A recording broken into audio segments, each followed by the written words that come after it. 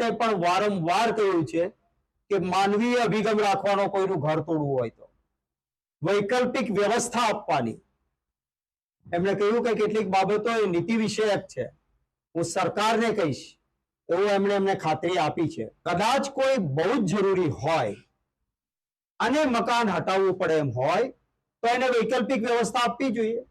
આવાસ યોજનાના મકાનો તૈયાર છે, વગર ડ્રોએ આવા અસરગ્રસ્ત લોકોને મકાન આપે, પૂરી વ્યવસ્થા આપે તો બહુ જ જરૂરી હોય ત્યાં લોકો તૈયાર છે. શ્રમિકની છાતી પર બુલડોઝર ફેરવો, આ નીતિએ કોઈ પણ સંજોગોમાં વિપક્ષ તરીકે અમે ચલાવવાના નથી અને છે એટલી તાકાત લગાવીને આ ગરીબો માટે અમે લડવાના છીએ. આવેદન પત્રો પણ આજે આપ્યા અને રોડ ઉપર ઉતરી કાનૂન અને બંધારણના દાયરામાં રહીને જે પણ સંઘર્ષ, જે પણ ચળવળ કરવાની હશે એ પણ કરીશું.